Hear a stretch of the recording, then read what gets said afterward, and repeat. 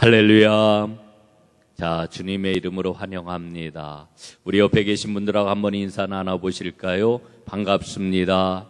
주의 은혜가 넘치기를 바랍니다. 하나님의 사랑이 가득하기를 간절히 바라겠습니다.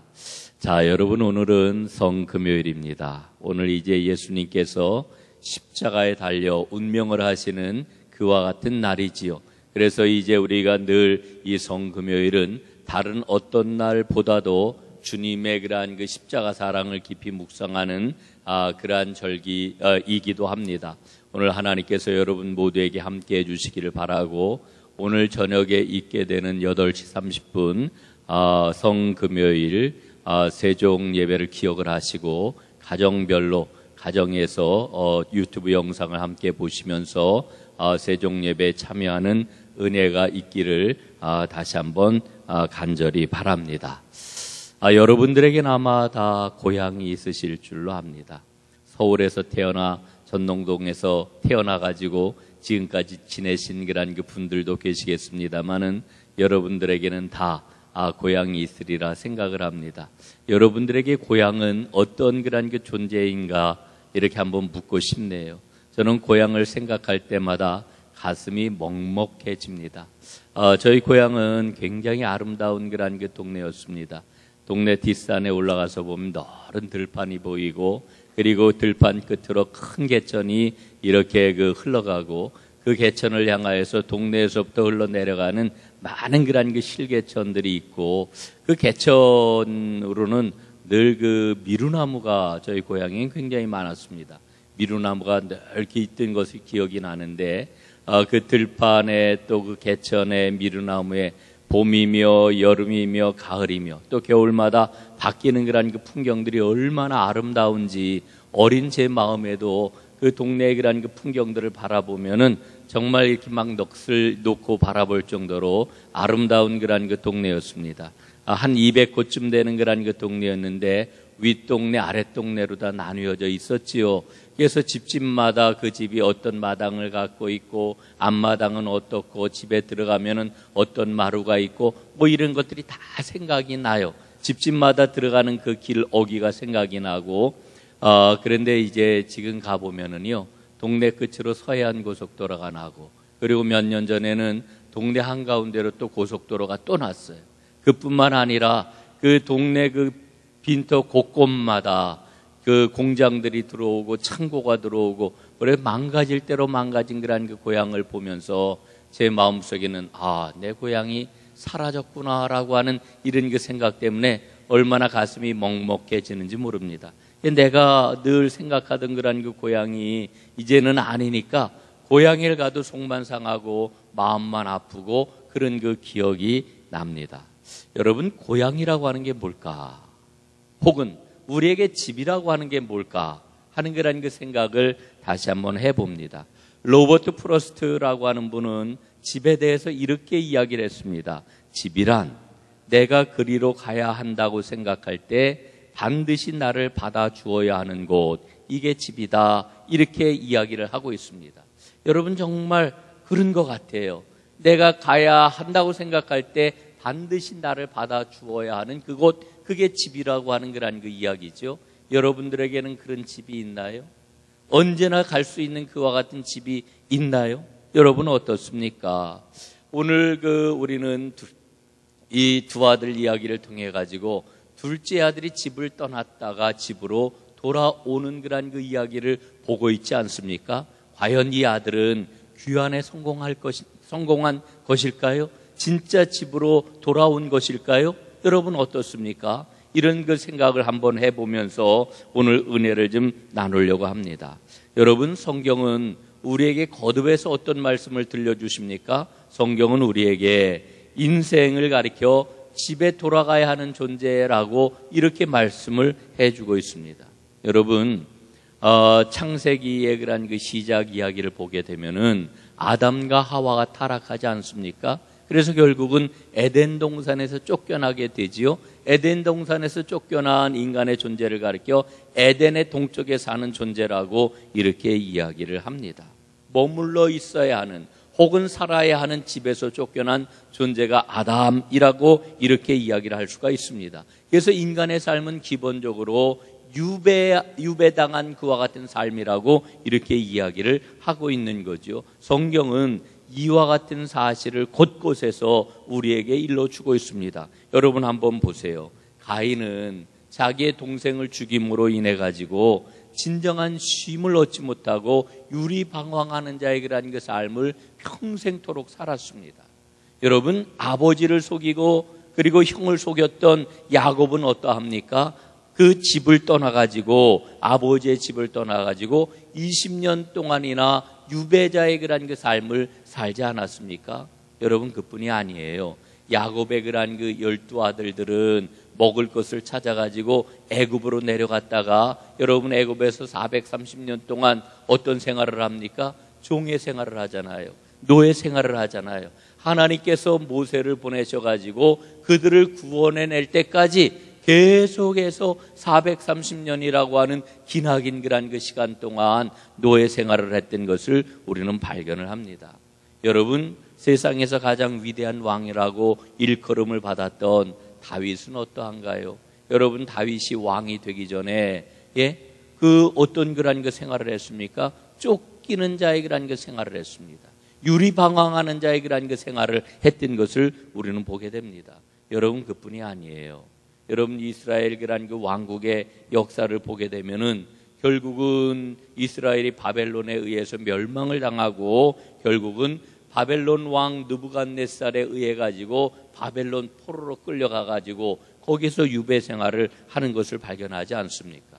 여러분, 성경에 이런 그 이야기를 잠깐 우리가 훑어보았습니다마는 이 모든 이야기들이 우리에게 일러주고 있는 바가 무엇입니까? 인간은 집으로 돌아오고자 애쓰는 유배자의 삶이라고 하는 것을 우리에게 말씀해주고 있는 메시지가 이 안에 담겨 있는 것입니다. 여러분, 그렇기 때문에 이 탕자의 비유는 사실은 우리 모두를 향한 그와 같은 이야기라고 하는 것을 우리가 발견을 할 수가 있는 거지요. 여러분, 탕자는 아버지의 집으로 돌아왔습니다. 그렇다라고 하면은 우리는 과연 진정한 그런 그 귀환을 할 수 있을 것인지, 우리는 진정으로 집으로 돌아갈 수 있는 그와 같은 존재인지를 우리는 묻게 되는 겁니다. 여러분, 한번 역사적으로 한번 볼게요. 아까 이스라엘 이 왕국이 망해가지고 바벨론으로 포로로 끌려갔다 하는 그런 그 말씀을 드렸는데, 여러분, 바벨론에서 이 유배 생활을 하다가 이스라엘 백성들이 이제 예루살렘으로 돌아오지 않습니까? 고레스 왕의 칙령에 의해 가지고 이제 예루살렘으로 다 돌아올 수 있는 이와 같은 허락을 받고 허가를 받고 이제 그 예루살렘으로 다 귀환을 하게 됩니다. 자, 여러분, 한번 여쭤볼게요. 이제 이스라엘 백성들이 바벨론 포로 생활을 하다가 예루살렘으로 돌아왔을 때 이들의 삶은 평안했나요? 이들의 삶은 안심할 만했나요? 이들의 삶은 정말 다 모든 쉼을 누리면서 기쁘게 살아갈 수 있는 모든 조건들이 그들에게 허락이 되었나요? 여러분, 안타깝게도 그렇지가 못했어요. 예루살렘으로 꿈에 그리던 예루살렘으로 돌아오긴 했지만은 여러분, 여전히 그들은 페르시아의 그러한 그 지배를 받았고 그 다음 연이어 가지고 헬라 제국과 로마 제국에 의해서 이스라엘은 계속해서 지배를 받고 잠시도 평안한 삶을 살지 못하는 이와 같은 모습을 우리는 발견을 합니다.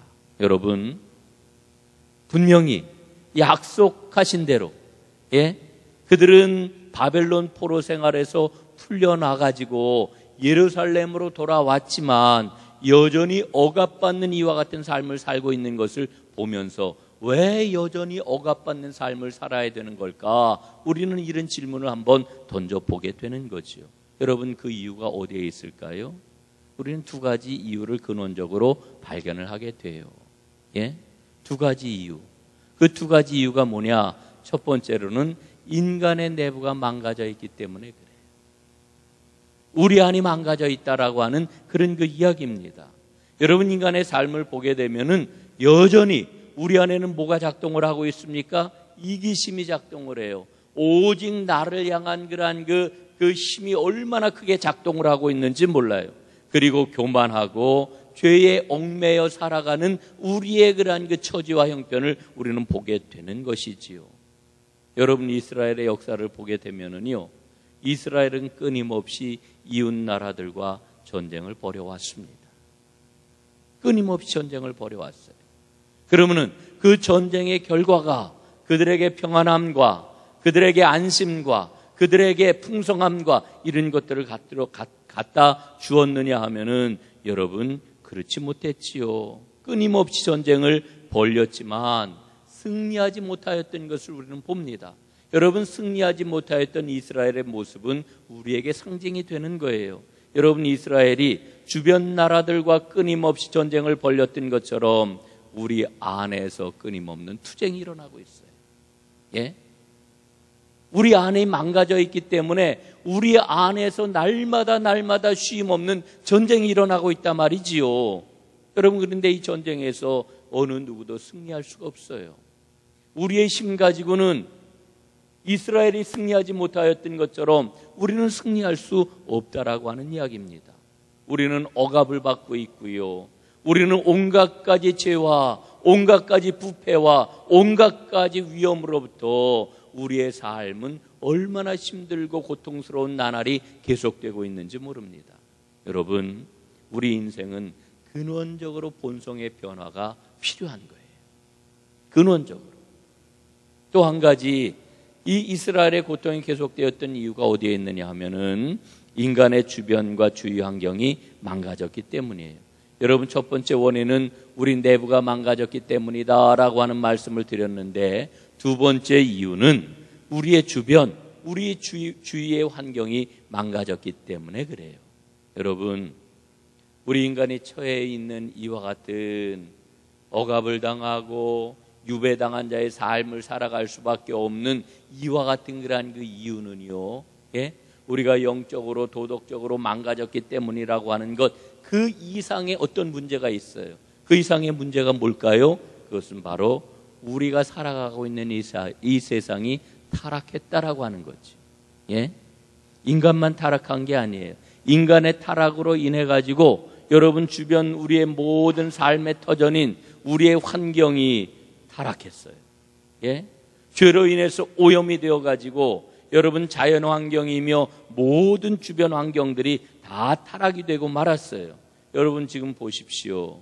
원래 하나님이 만드신 이 세상, 지금 우리가 코로나 바이러스로 인해 가지고 1년 3개월, 이제 1년 4개월째 지금 이렇게 고통을 받고 있는데, 여러분 하나님이 만드신 원래의 세상은 이렇지 않아요. 예? 이런 세상이 아닙니다. 인간으로 하여금 평안하게 모든 자연과 만물들이 정말 제자리에서 아름답게 하나님 앞에 영광을 돌리면서 기쁨으로 살아가는 그러한 그 세상을 하나님이 만드신 것이지요. 그런데 지금 질병과 자연의 그러한 그 신음과 자연의 재해로 인한 그러한 그 죽음과 부패한 그러한 그 온갖 가지 죄악으로 인하여서 온 세상이 지금 신음하고 있잖아요. 예? 여러분, 우리가 살아가고 있는 이 세상은 우리가 돌아가야 할 고향이 아니에요. 우리가 돌아가야 할 집이 아니에요. 우리의 최종적인 고향, 우리의 최종적인 집, 그 집이 우리에게 있고 우리는 그 집으로 돌아갈 것입니다. 여러분, 그 고향은 어떤 곳인가요? 우리가 돌아가야 할 그 집은 어떤 곳인가요? 그것은 바로 인간의 본성이 완전히 새롭게 된 그곳입니다. 뿐만 아니라 우리가 살아가고 있는 이 자연 환경, 물질 세계, 철저하게 새로워진 곳으로 우리는 돌아가게 될 것입니다. 성경은 우리에게 분명히 일러주고 있지요. 여러분, 그렇게 돌아가는 일이 어떻게 가능할 수가 있습니까? 예? 어떻게 그런 일이 우리 가운데 일어날 수가 있겠어요? 그것은 바로 예수님이 이 땅에 오셔서 우리에게 그 길을 열어주셨기 때문이지요. 여러분, 오늘 이제 바벨론에서 이스라엘이 예루살렘으로 귀환한 이 포로 생활을 마치고 돌아왔던 그와 같은 생활을 지금 계속해서 여러분들에게 말씀을 드리고 있는데, 여러분 이스라엘이 예루살렘으로 다시 돌아왔지만 여전히 유배당한 그런 그 상태라고 하는 것을 말씀을 좀 드렸습니다. 예수님 당시에도 그랬어요. 이스라엘이 처음에 예루살렘으로 다 돌아왔을 때, 그때는 페르시아 바사 제국의 그러한 그 통치를 받았지만은 그 다음에는 헬라 제국, 그리고 마지막으로 예수님이 오셨을 때는 로마 제국의 그러한 그 통치를 받았잖아요. 예? 이스라엘 백성들이 로마 제국의 통치를 받으면서 얼마나 고통스러웠는지 몰라요. 불의와 억압과 온갖 가지 착취와 약탈을 당하면서, 예? 그들은 너무 힘들어 신음하는 이와 같은 삶을 살았던 것을 우리는 발견을 하게 되지요. 이런 상황 속에서 당시 유대인들은 어떻게 기도를 했습니까? 하나님 앞에 이렇게 기도를 했어요. 하나님, 우리에게 이스라엘이 회복되는 은혜를 허락해 주옵소서. 메시아를 보내주신다고 했는데 메시아가 오시게 되면은 그에게 위대한 군사적인 힘을 허락해 주시고 정치적인 권력을 허락해 주셔가지고 우리로 하여금 이 나라가 독립이 되어 강력한 왕국을 이루게 하여 주옵소서. 여러분, 유대인들의 그런 그 간절한 기도가 바로 이와 같은 기도였던 것입니다. 그러던 중에 누가 오셨어요? 예수님이 이 땅에 오셨어요. 그런데 예수님께서 이 땅에 오셔가지고, 그 공생애를 시작하시면서 예수님이 선포하셨던 그런 그 말씀이 무엇입니까? 첫 마디가 하나님의 나라가 가까이 왔다라고 하는 거예요. 메시아 왕국이 가까이 왔다라고 하는 이와 같은 말씀이었어요. 여러분, 이 이야기를 듣고 사람들은 예수님께 몰려들기 시작을 했어요. 예수님께 열광을 하기 시작을 했어요. 예수님에게서 나타나는 그 능력과 역사하심을 보고, 이야, 정말 메시아가 오셨구나. 이제 이 예수를 통해 가지고 우리 이스라엘이 이 모든 억압으로부터 해방이 되어 가지고 제대로 된 나라를 이룰 수가 있겠구나 라고 하는 기대를 가졌던 거지요. 여러분, 그런데 어떠했습니까? 예수님은 사람들의 기대하고는 전혀 다른 길을 걸으셨어요. 사람들이 요구하는 그와 같은 왕국을 예수님이 이루시는 게 아니었어요. 오히려 이상하게도 정반대의 길을 걸으셨단 말이지요. 여러분, 예수님의 모습을 보세요. 예? 여러분, 하나의 그런 그 큰 왕국을 이루기 위해선 뭐 근거지를 가져야 될 거 아니에요. 그리고 그 근거지를 바탕으로 해가지고 세력을 점점 키워나가야 될 거 아니에요. 여러분, 그런데 예수님은요, 근거지가 뭐예요? 인자는 머리 둘 것도 없도다. 예?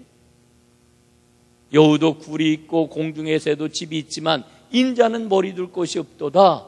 방랑자의 삶, 유배자의 삶의 전형을 예수님은 보여주셨단 말이지요. 여러분, 당시의 권력자들, 당시에 힘이 있는 사람들, 무슨 커넥션을 가지고서 그들과 연결을 해가지고 뭘 해야 되는데 예수님은 그들의 권력자들의 완전 바깥에 계시고 오히려 그들과 적대적인 관계를 가지셨던 것을 우리는 보게 되는 거예요. 여러분, 예수님이 예루살렘에 입성하셨을 때, 우리는 예루살렘 입성하신 그 주일을 가리켜 종려주일이라고 이렇게 이야기를 하잖아요. 여러분, 사람들이 열렬하게 환영을 했단 말이에요. 그때의 환영은 어떤 환영입니까? 메시아 왕국이 곧 이루어질 것이다. 그런데 여러분, 복음서를 자세하게 보게 될 것 같으면은 예수님은 예루살렘으로 올라오시면서, 예루살렘에 들어오시면서 그 수많은 사람들에게 베푸셨던 놀라운 이적과 역사를 행하시지를 않아요. 뚝 끊어져요. 야, 예수님이 그 능력을 가지고 예루살렘에서 무언가를 하시겠거니 이렇게 기대를 했는데 사람들이, 여러분, 예루살렘에 들어와서는 예수님은 그런 그 모든 놀라운 그러한 그 기적, 역사 이런 것들을 뚝 끊으셔요. 오히려 아무것도 행하지를 않으셔요. 반전이 일어나지 않는 거예요. 그리고는 결국은 미움받던 그 모습 그대로 결국 어떻게 되십니까? 십자가 위에 달려 죽으셨단 말이에요. 처형당하셨어요.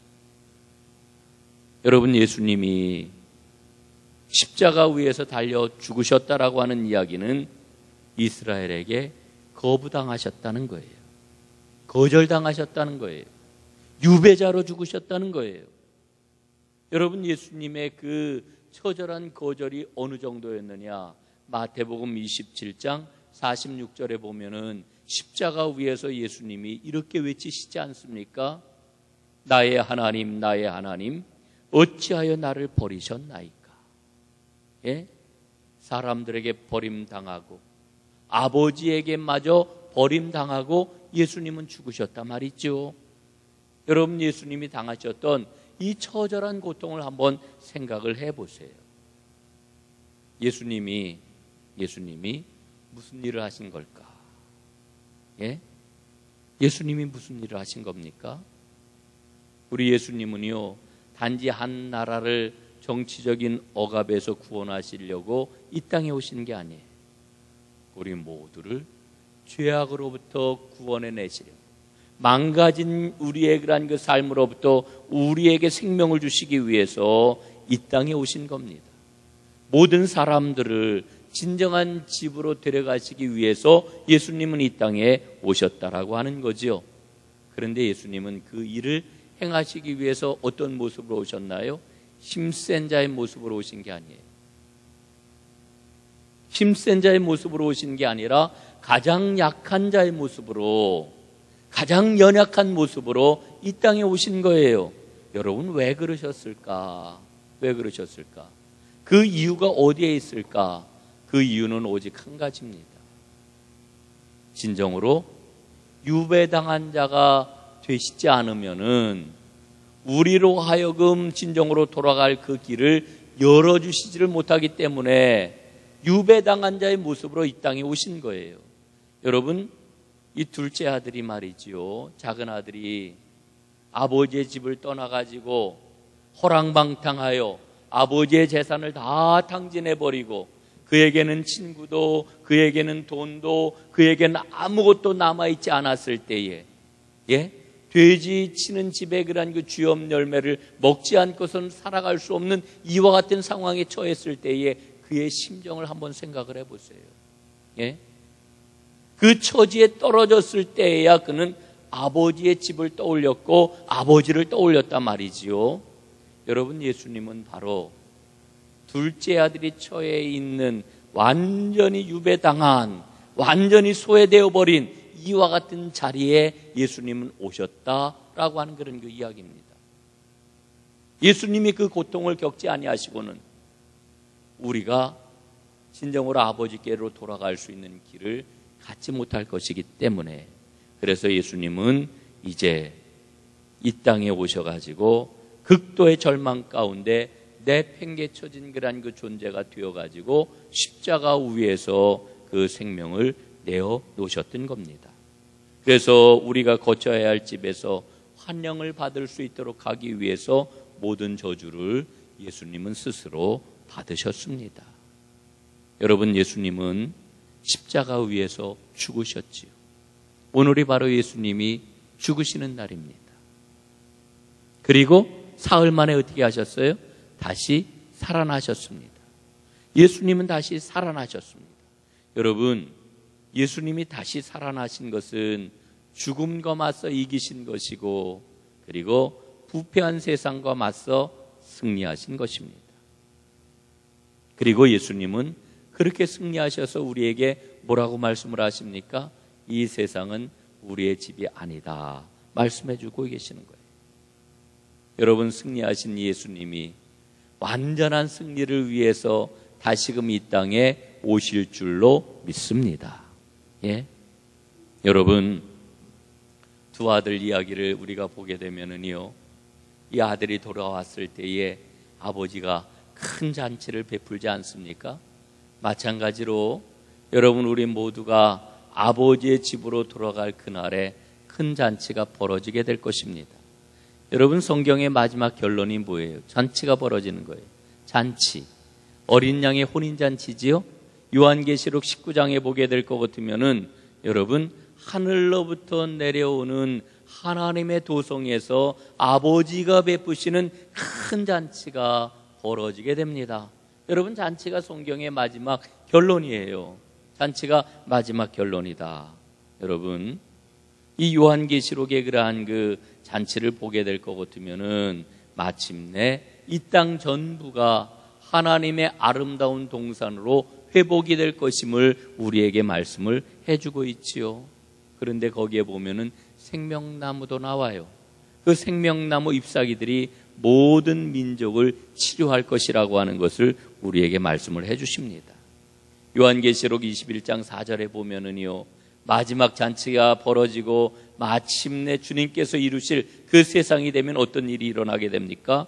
모든 눈물을 그 눈에서 닦아주시니 다시는 사망이 없고 애통하는 것이나 곡하는 것이나 아픈 것이 다시 있지 아니하리니 처음 것들이 다 지나갔음 이러라, 이렇게 말씀을 합니다.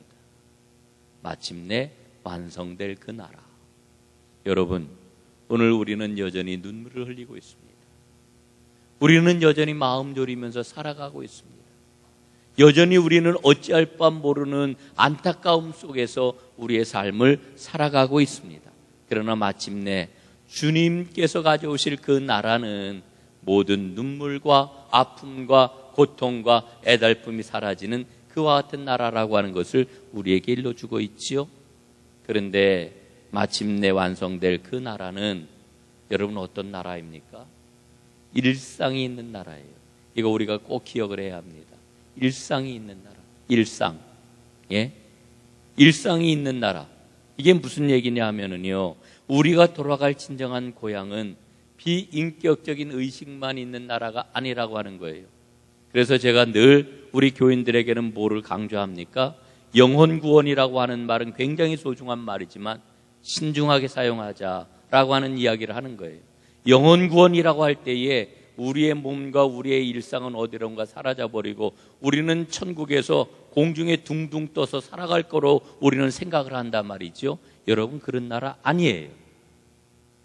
우리에게 하나님이 허락하실 나라는 공중에 둥둥 떠서 살아가는 그런 나라가 아니에요. 지금은 우리가 우리의 생각과 우리의 의식을 가지고 감히 상상할 수 없는 그런 그 나라이지만 그 나라는 주님의 능력과 주님이 허락하시는 영광 속에서 기쁨을 가지고 살아가는 그런 나라입니다. 쉽게 생각을 하면은 음식을 먹고 서로 포옹하고 노래하고 웃고 춤추고 즐거워하면서 살아가게 될 그와 같은 나라라고 하는 거지요.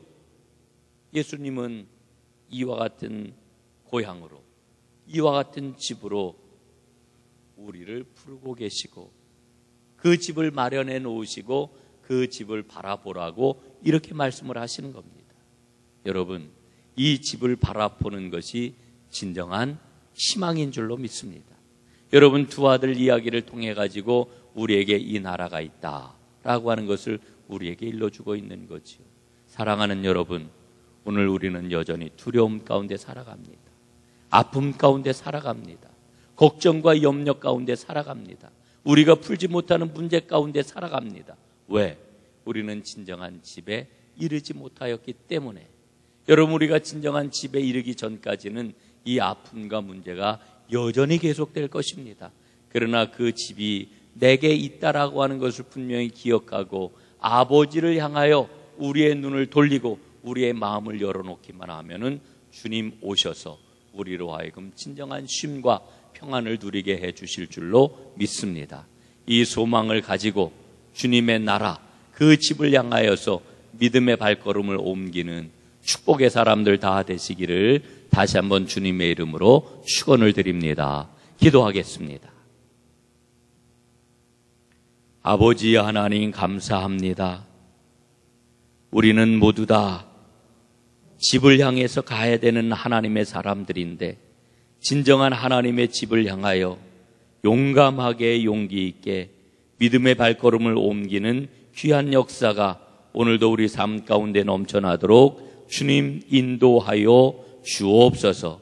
그 나라에서 누릴 그 기쁨, 그 영광을 바라보게 하시고 그곳에서 우리는 노래하고 그곳에서 우리는 서로를 안아주고 함께 웃고 춤추면서 즐겁게 살아갈 그 은혜를 아버지 하나님 날마다 오늘 우리의 삶의 자리에서 모두 다 누리게 하옵시고 이와 같은 축복과 은혜의 터전이 바로 우리 전농교회가 되게 하여 주시옵소서.